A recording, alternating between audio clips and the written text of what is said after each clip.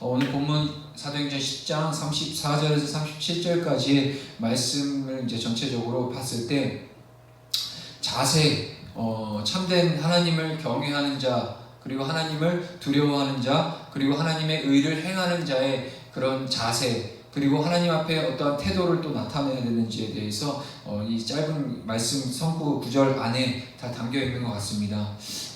모든 인간은요 다 똑같이 두 눈이 있고요, 또 두 귀가 있고요, 하나의 코가 있고요, 하나의 입을 다 지니고 있습니다. 그리고 머리는 하나겠죠? 팔다리는 둘씩이고 손가락과 발가락은 각각 10개씩입니다. 또 오장육부의 우리 구조와 기능 또한 모든 사람들은 다 똑같이 기능하고 있습니다. 이것은 어느 나라 또 어느 민족, 어느 인종이라고 해도 다 동일한 것입니다. 차이가 있다면 단지 그들의 국적과 언어, 그리고 역사와 사상, 그리고 피부 색깔과 체취 등이 다른 점이죠. 하지만 인간의 그 공통점에 비하면, 인간이 갖고 있는 공통점에 비하면 그 차이는 그닥 대수로운 것은 아닌 거라고 생각합니다. 그런데도요, 인간은 수없이 많은 공통점은 다 제쳐놓고 그 작은 차이로 인해서 같은 인간을 받아들이는데 인색하기에 짝이 없습니다. 심지어는요, 폭력과 전쟁마저 서슴지 않는 게 인간이죠.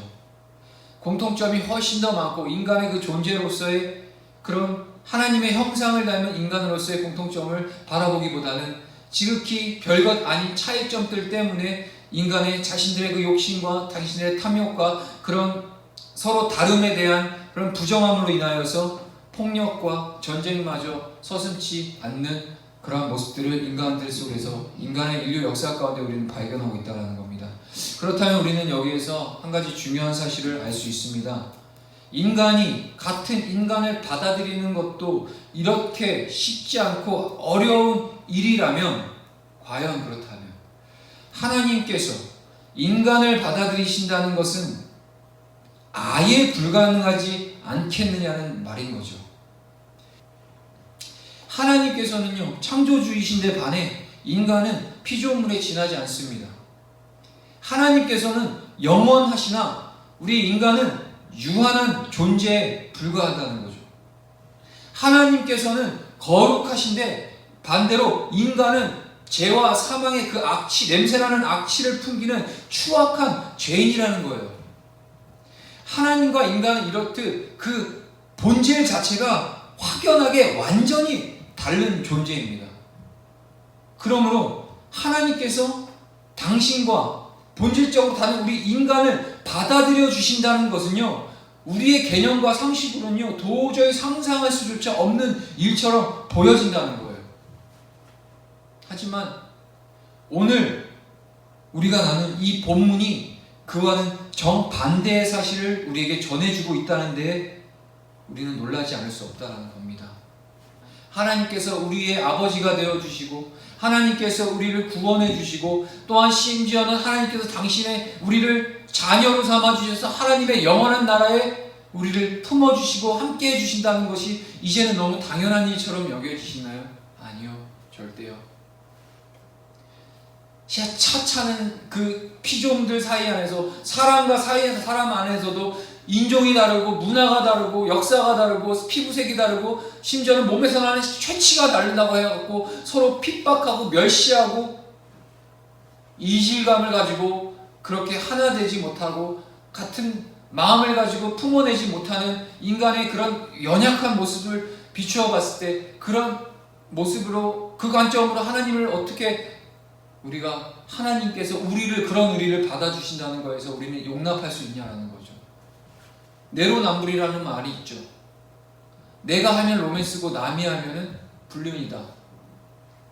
하나님께서 나를 받아주시는 거에 대해서는 너무나도 지극히 당연한 것처럼 여기지만 하나님께서 저 죄 많은 저 인간을 받아주시는 건 도저히 용납을 할 수 없는 그런 인간적, 내 안에 내면에 우리의 인간성이, 죄악된 인간성이 여전히 꿈틀거리고 있는 그런 모습이 우리라는 거죠. 그런데 오늘 본문은 그렇게 얘기하지 않는 거예요. 천지개벽할 사실을 얘기하고 있습니다. 가이사랴의 이방인 고넬료가 자신이 어떻게 한 번도 일면식 한 번 없었던 베드로를 청하게 되었는지에 대해서 베드로에게 소상하게 오늘 본문을 통해서 밝혔을 때, 지난 시간 밝혔죠. 밝혔을 때 베드로는 오늘 본문에서 다음과 같이 감탄하고 있다라는 겁니다. 베드로가 입을 열어 말하되 내가 참으로 하나님은 사람의 외모를 보지 아니하시고 각 나라 중 하나님을 경외하며 의를 행하는 사람은 다 받으시는 줄 깨달았도다. 아멘. 고넬료도 그리고 베드로도요, 세상이 이 지금 우리가 갖고 있는 세상의 기준으로 봤을 때 고넬료도 그렇고 베드로도 그렇고 세상이 판단하는 기준에서 볼 때는 그들은 너무나도 부족하고 연약하며 아무것도 자랑할 것 없는 자라는 사실이 극명해요. 그러나 하나님께서 판단하시는 그 기준은요, 세상이 판단하는 기준과는 전혀 다르다는 겁니다. 하나님께서 받으시는 자는요, 어떤 자라고죠? 하나님을 경외하며 오늘 본문에서 의를 행하는 사람을 하나님께서는 받아주신다고 하십니다. 하나님을 경외하는 것이 무엇인가요? 바로 하나님을 두려워하는 일들이죠. 그리고 의를 행한다는 것은 무엇을 의미하나요? 단지 착한 일, 선의 그 차원이 아니죠. 하나님이 말씀하시는 의를 행하는 자란 곧 하나님의 말씀과 언약을 지키는 사람들이 의를 행하는 자라고 주님은 성경을 통해서 말씀하고 계신다는 겁니다. 이 본문을요, 오늘 본문을 자칫 잘못 이해하면요, 이 고넬료가 먼저 자신이 먼저 하나님을 경외하고 먼저 의를 행하였기 때문에 하나님께서 그를 받아주시는 것으로 오해하기 쉬워요. 이게 잘 읽어야 됩니다. 물론 고넬료가 행했던 하나님을 경외함과 하나님 앞에서 행했던 모든 선이 이런 것들이 너무나 귀하고 소중하지만 우리는 이것 때문에 잘못하면 오해할 수가 있어요. 마치 고넬료가 먼저 하나님 앞에 선을 행했고 고넬료가 먼저 하나님을 경외했기 때문에 마치 하나님의 그런 어떤 차원에서 고넬료의 행위와 하나님의 고넬료의 그 경외함이 부각되는 경우가 있어요. 하지만 그것은 오해입니다. 우리는 이 본문의 참 의미를 잘 알고 있어야 돼요. 하나님께서 이방인 고넬료를 먼저 받아주셨기 때문에 하나님의 그 은혜와 은총 속에서 고넬료와 그제서야 비로소 하나님을 경외하고 의를 행할 수 있었다라는 거죠. 하나님의 선택이죠.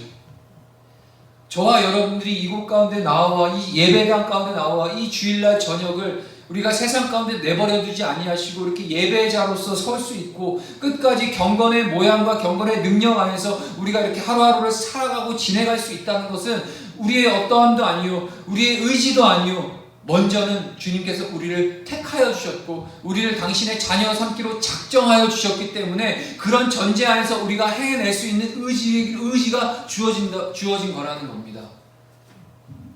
더욱이 십자가에서 그 돌아가신 예수 그리스도를 통해 하나님의 구원의 복음을 아직 알지 못하는 이 오늘의 본문 고넬료와 또한 그의 주위 사람들에게 하나님께서 그 복음을 친히 전해주시기 위해서 어떻게 하셨죠? 바로 요바에 있는 베드로를 고넬료의 집으로 보내시기까지 하나님께서 그들을 위해 얼마나 치밀하게 역사하셨는지에 대해서는 우리가 지난 시간 몇 주 동안 이 10장에 걸쳐서 그 과정들을 우리는 분명히 상세하게 살펴보았습니다.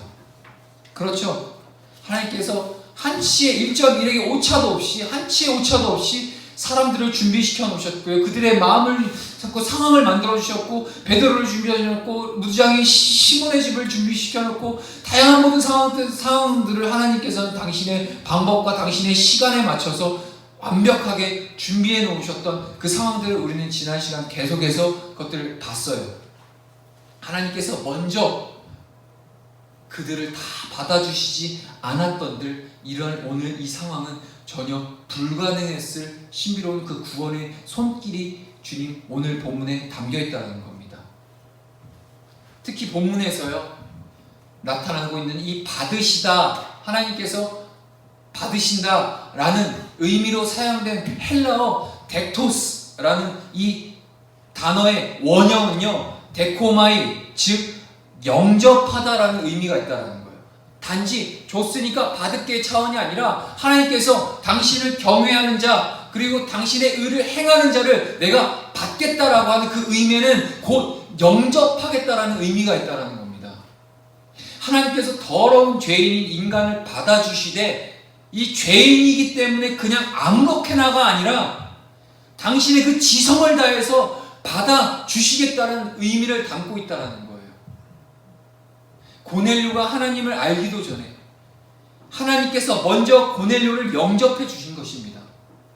그러므로 이 고넬료가 하나님을 영접할 수 있었던 것은 그보다 선행되었던 바로 하나님의 그 고넬료를 향한 하나님의 영접해 주심이 수반한 당연한 결과였다라는 겁니다. 우리가 오늘을 은혜로 살아갈 수 있는 이유가 여기에 있는 거예요. 우리가 먼저 하나님을 사랑한 것이 아니요 바로 하나님께서 먼저 우리를 사랑해 주셨느니라. 거룩하신 하나님께서 더러운 죄인의 모습 그대로 역겹고 냄새나는 이 죄의 냄새 그대로 형편없는 수준 그대로 다 영접해 주신다는 것은요 아무리 우리는 생각해도 믿기 어려운 사실이라는 거예요. 지나가는 노숙자한 사람만 봐도요 옆에만 가도 냄새가 그냥 나요. 정말 말로 설명하시면 악취가 난다는 거예요. 그 노숙자가 저 앞에서 나를 향해 걸어오고 있을 때 이게 사람인지라 그 옆을 지나가고 싶지 않더라고요. 속으로 어떻게 제발 저쪽으로 가라. 저도 그런 마음을 가져요. 인간은 다 자신에게 조금 1점이라도 아주 조금이라도 손해가 되거나 상처가 될 경우에는 그걸 지레 짐작할 경우에는 그냥 자동적으로 피하고 그걸 돌러가고 마주치고 싶지 않아 하는 그 성품이 바로 인간의 본성이라는 거예요. 근데 우리 하나님 어떠셨다는 겁니까? 우리 하나님이 어떤 분이십니까? 전능하신 분이 창조주 그리고 거룩하셔서 죄와는 조금도 섞이실 수 없는 그분이 아주 그냥 본질상 진노의 그 자녀된 아주 죄악이 똘똘 뭉쳐서 그냥 짜내면 죄밖에 나올 수밖에 없는 저와 여러분들 같은 사람들을 그런 존재들을 미리 받아주셨어요. 사랑으로 품어주셨죠. 어떻게 확인됐죠? 그것이 바로 하나밖에 없는 독생자 그리스도 예수를 저와 여러분들 대신하셔서 죄값으로 죽여주셨던 그 하나님의 사랑을 우리는 어찌 그것을 감당해낼 수 있겠냐는 겁니다. 같은 인간끼리 서로 받아들이지도 못해 서로 다투고 죽이는 인간에 비추어 볼 때 인간과 본질적으로 다른 하나님께서는 보잘것없는 인간을 온 정성을 다해 다 받아주신다는 것은 하나님의 기적이 아닐 수 없다는 겁니다. 하나님께서 그런 분이시기 때문에 형편없는 우리를 다 받아주시기 위해 당신의 독생자 예수 그리스도를 기꺼이 즐거이라는 말 표현은 잘못된 거죠. 기꺼이 내어 주셨습니다. 36절 한번 읽어보도록 하겠습니다. 제가 읽을게요. 만유의 주 되신 예수 그리스도로 말미암아 화평의 복음을 전하사 이스라엘 자손들에게 보내신 말씀. 예수 그리스도께서 전하신 복음이 어떤 복음이라고 했죠? 바로 화평의 복음이라고 이야기하고 있습니다. 우리가 생각하는 기준의 화평은 뭔가요? 그냥 서로 간에 웃어주고 안아주고 품어주고 그러한 차원의 화평이 아니죠. 진짜 성경에서 말씀하는 화평은 바로 하나님과 사람 사이 죄로 인해 단절된 그 관계가 오늘 그 그리스도 예수로 말미암아 회복되는 것이 바로 화평의 본질이라는 겁니다. 회복을 받은 자들은 신분과 연령, 문화, 지역, 시대, 가치관, 이념을 다 초월해서요 그리스도 예수 그리스도로 말미암아 진정한 화평을 누림으로써 회복을 이룸을 받은 자들은 이 모든 신분, 연령, 문화, 지역, 가치관, 이념, 사상 이런 것들 다 초월해서 한 형제가 되는 화평의 열매를 맛볼 수 있다는 겁니다. 오늘도 이 본문에서 죄악이 만연한 정말 섞일 수 없는 우리와 같은 존재를 하나님께서는요 우리를 받아주신다고 하시죠. 그 근거가 어디 있죠? 바로 당신이 죽이신 제물을 주신 그리스도 예수의 공로로 말미암아 우리를 맞아주신다는 거지, 그 그리스도 예수의 희생이 없으셨다면은 우리는 어디 완전 주님과 가까이 대면할 수도 없는 존재입니다. 에베소서 2장 4절, 그는 우리의 화평이신지라 둘로 하나를 만드사 원수된 것 곧 중간에 막힌 담을 자기 육체로 하시고. 사르크스, 육체. 여기서 말하는 육체는요, 단순히 신성, 예수님이니까 가능한 거야. 그거는 이게 아니라니까요. 하나님의 아들이니까 십자가 한번 달려 죽는 거, 그게 아프겠어? 무슨 감각이나 있겠어? 이렇게 아주 단순무식하게 생각하시는 분들이 있어요. 근데 그게 아니라 여기서 육체라는 단어 사르스는요, 이 고기 덩어리를 말하는 거예요. 실제로 물질, 우리가 생기고 있는 우리의 몸, 주님은요 신성을 갖고 있지만 함께 인성, 사람과 동일한 인성을 갖고 계신다. 그렇기 때문에 주님께서는요 그 고통을 다 몸으로 체휼해 내셨고요, 다 감당해 내셨다라는 거예요. 그런 주님의 희생의 대가가 있기 때문에 그 주님의 희생으로 말미암아 하나님과 우리의 막혔던 담이 화평함으로 이루어낼 수 있었다는 겁니다. 37절 제가 읽어보도록 하겠습니다. 곧 요한이 그 세례를 반포한 후에 갈릴리에서 시작하여 온 유대에 두루 전파된 그것을 너희도 알거니와. 본문은 이 말씀이 육신을 입고 이 땅에 오신 예수 그리스도의 사역이 시작된 시점과 지점을 오늘 본문 이 37절에서 밝혀주고 계세요. 예수님의 이 사역이 시작된 시점은요 바로 언제죠? 세례 요한이 요단강에서 사람들에게 세례를 베풀기를 마친 이후에 예수님께서는 공생의 사역이 시작이 됐죠. 그리고 예수님의 그 사역이 시작된 지점 바로 어디죠? 본문에서 갈릴리였습니다. 우리는요 오늘 이 본문에서 우리는 조금 이 본문을 좀 이렇게 집중해서 보면 약간 이상한 점을 느껴야 돼요.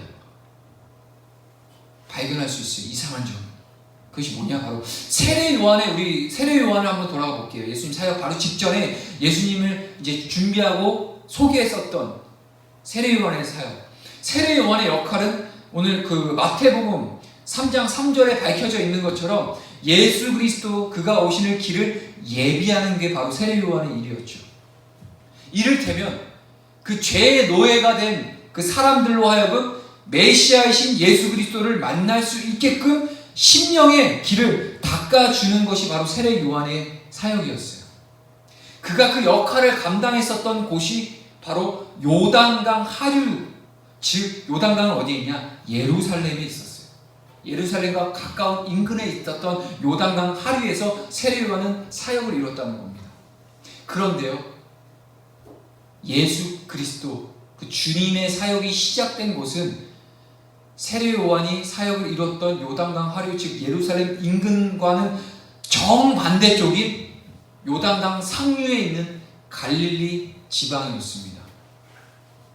세례 요한이 예루살렘 근처에서 예수님의 길을 예비했다고 그곳에서부터 예수 그리스도의 사역이 시작된 것은 아니었다는 얘기예요. 일반적으로요, 그 한 시대를 이끌어가는 힘은 주로 그 시대의 대도시에서부터 그 힘이 나오고 있어요.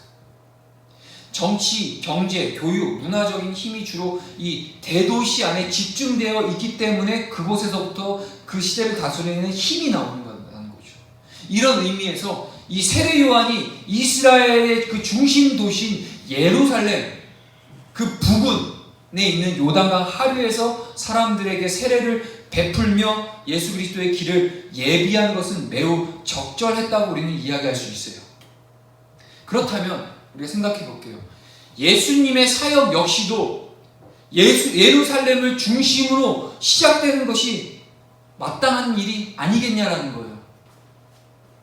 그러나 예수님의 사역은 오늘 본문에서 얘기하는 것처럼 예루살렘과는 정반대에 있는 갈릴리에서 시작되었다는 겁니다.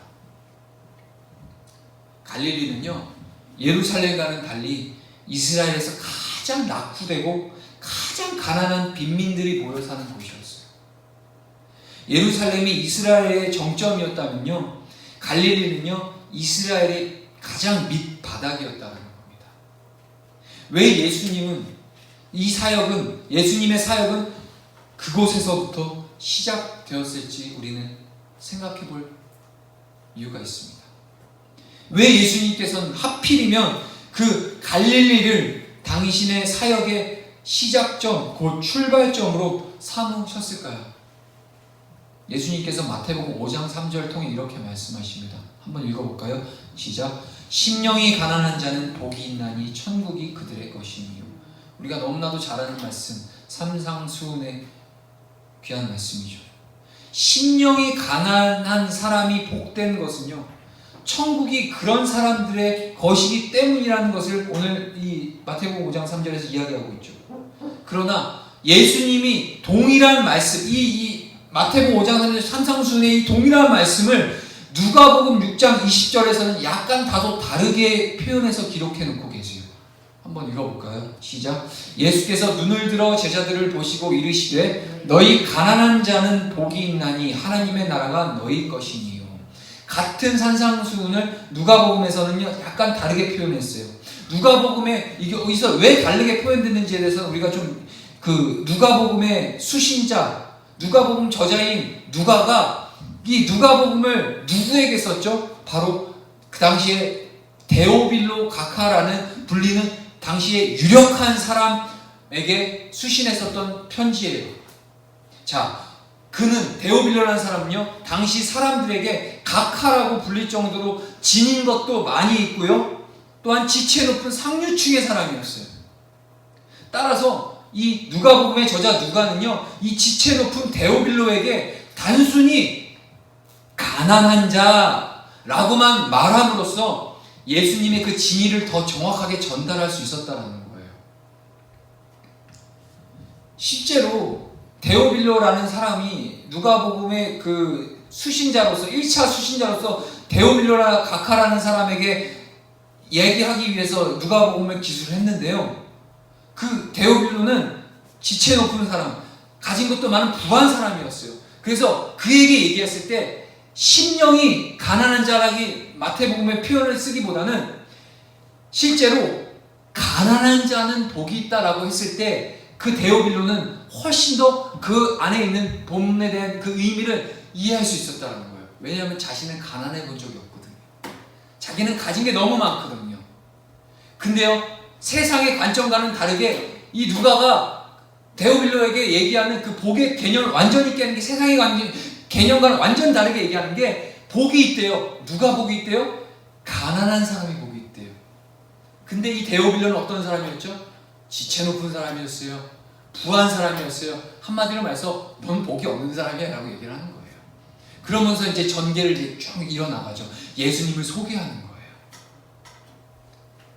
반면에 이 오늘 삼상수훈 마태복음 5장에 얘기하는 마태복음의 수신자, 마태는요 어떤 사람들을 대상으로 마태복음을 썼냐? 1차 수신자가 누구냐? 바로 당시의 유대인들이었어요. 그래서 마태는 그들에게 심령이 가난한 자가 복이 있다라고 증언하고 있다는 겁니다. 단지 가난하다고 해서 물질을 저절로 초월해낼 수 있는 것은 아니에요. 가난하기 때문에 어쩌면 물질의 노예가 되어서 어느 누구보다 더 물질에 집착할 수도 있게 되는 거예요. 가난하기 때문에 물질에 가난한 마음이 더 완악해질 수도 있습니다. 원래 그렇잖아요. 어릴 적에 빈곤한 삶을 살아본 사람들은 그 아둥바둥 살면서 물질에 대한 집착이 더 강해질 수가 있어요. 그죠? 가난한 심령, 즉 가난한 마음은 자기 자신을 의지하지 않는 마음이죠. 다시 말해 이 경제적인 빈부와 상관없이 더 이상 자기 자신이나 자신의 것을 의지하지 않는 마음이 바로 이 가난한 마음이에요. 그 가난한 마음은 이 자기 절망으로부터 비롯되게 되어 있죠. 와, 나는 답이 없다. 내가 가진 것, 내가 소유한 것, 내가 추구하고 내가 배워왔고 내가 쌓아왔던 모든 것들은 도무지 이것 가지고는 답이 없다 라고 하면서 철저하게 공허한 마음, 그게 가난한 마음이죠. 자기 자신과 자신의 것에 대해 철저하게 절망한 사람의 마음만이 더 이상 자신을 의지하지 않게 됩니다. 하나님만 온전히 신뢰하게 된다는 거예요. 이것이 예수 그리스도의 사역이 예루살렘 정반대쪽인 갈릴리에서부터 시작된 이유입니다. 세례 요한이 예수 그리스도의 길을 예비하며 사람들에게 세례를 베풀었던 요단강 하류 그 근처에 위치한 예루살렘은요, 다윗 왕조의 본거지로서 근 1000년 동안 이스라엘 지배층의 거주지였어요. 그곳은. 저기 북한의 평양도 그렇거든요. 평양도요, 평양 빼고 나머지는 다 진짜 지금도 여전히 끼니 굶고 있고요, 배고픔에 굶주려 있어요. 근데 평양이라는 그 특수한 그 평양 지역만 아주 화려하게 해놨죠. 그곳에는 평양은 아무나 못 살아요. 소위 말하는 신분, 계급, 북한도 계급 사회거든요. 혈통과 신분에 따라서 이게 달라져요.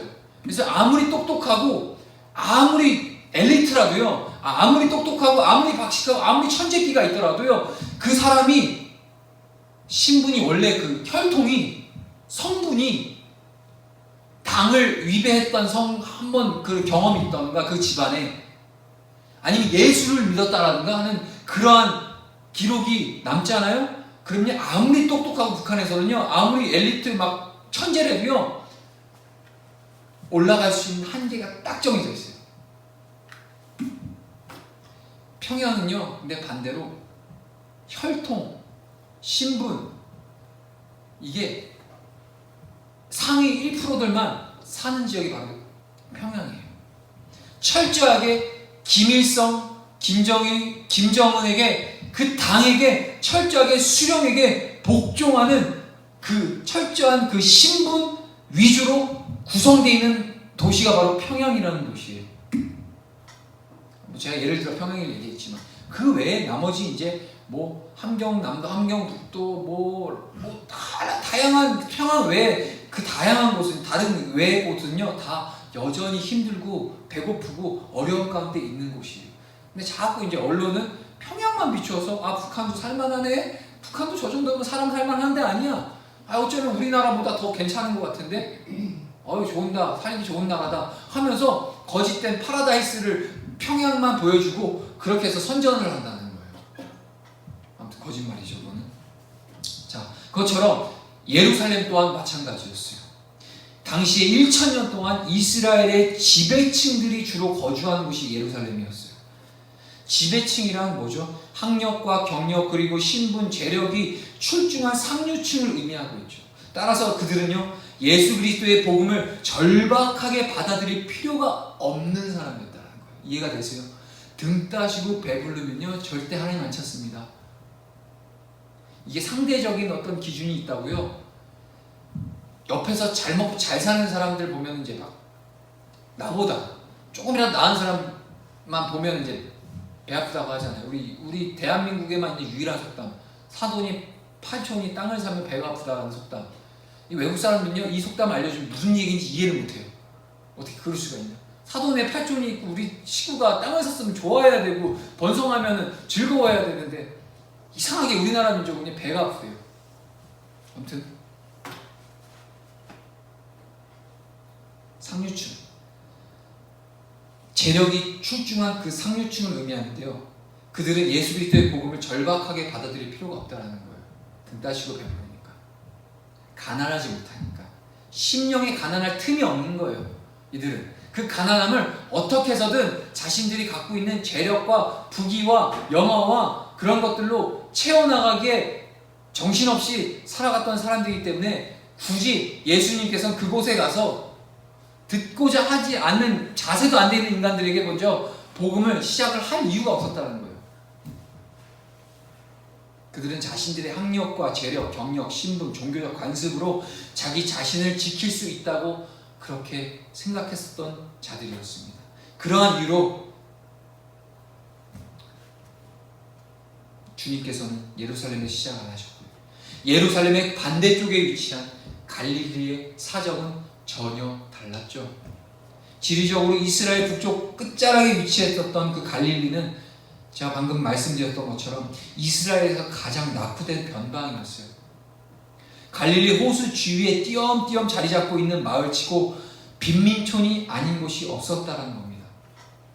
갈릴리 사람들에게 있는 것이 갈릴리 사람들에게 갖고 있었다는 것이 굳이 있다면 학력이나 경력, 재력, 신분과는 전혀 무관한 그들이 갖고 있었던 건 가난, 질병, 그리고 무지함밖에 없었다는 겁니다.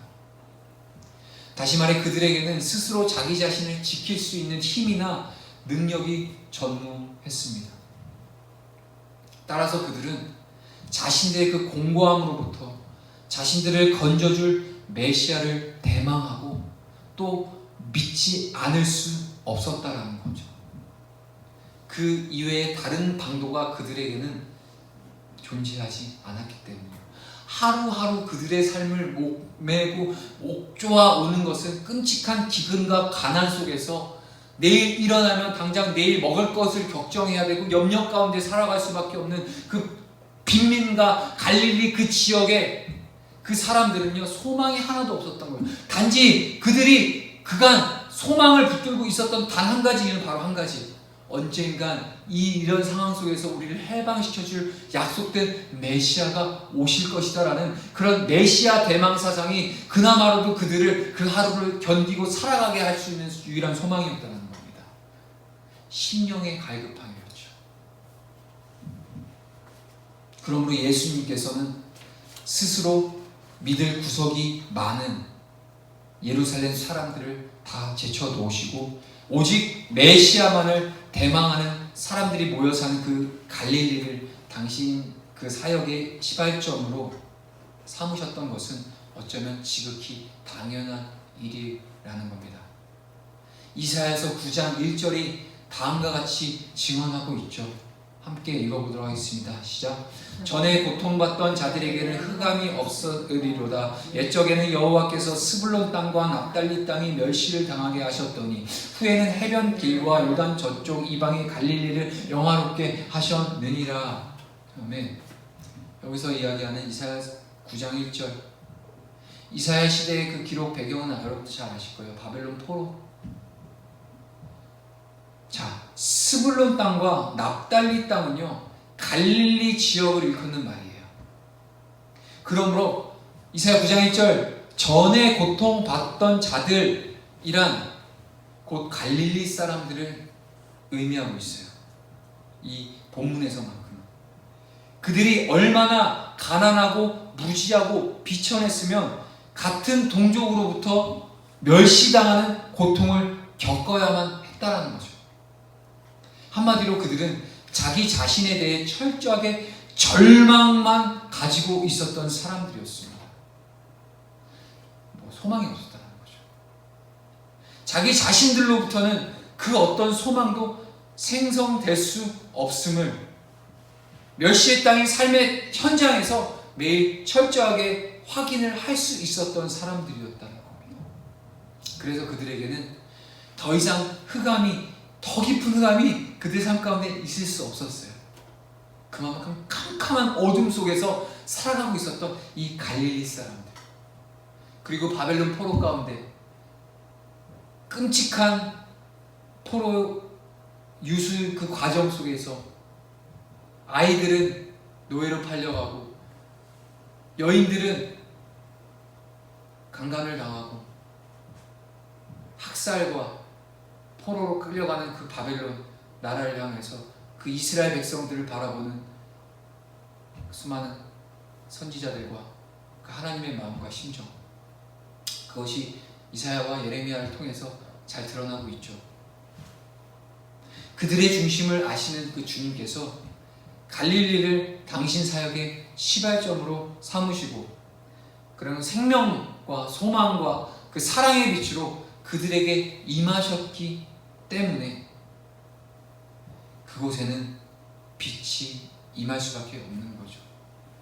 우리 주님이 굳이 예루살렘 그 화려한 솔로몬 성전에 앉으셔도 괜찮은 게 바로 그 화려하고 솔로몬의 성전에 있는 엄청난 화려함과 빛과 영광이 우리 주님 예수님, 사람 보시기에는 아무것도 흠모할 것 없는 천하고 보잘것없어 보여지는 그 예수님이셨지만 외모로서는, 하지만 그 주님의 영광은 갈릴리 지역에 계셨을 때 그 갈릴리 지역의 영광의 빛이 임할 수밖에 없어요. 아니요, 주님이 빛이시기 때문에요. 결과적으로 그들이 동족으로부터 멸시를 받을 정도로 고통스러운 삶을 살았던 것은 어쩌면 크나큰 복이 될 수 있었다는 겁니다. 이해가 되세요? 그로 인해 하나님의 나라를 얻는 가난한 심령의 소유자들이 될 수 있었기 때문이죠. 이제 말씀을 좀 정리해 보도록 하겠습니다. 오늘 제목처럼 하나님은 사람을 외모를 보지 아니하시죠. 하나님께서 당신이 받아들이시겠다, 곧 내가 너를 영접했노라 라고 할 만큼 하나님께서 귀하게 우리를 받아주시는 것에 대해서는 하나님은 우리가 어떠한 사람이길 원하시죠? 바로 하나님 당신을 경외할 줄 아는 사람이길 원하십니다. 그리고 하나님의 의를 행하고 지킬 수 있는 자들을 하나님께서는 영접해 주신다고 얘기하시죠.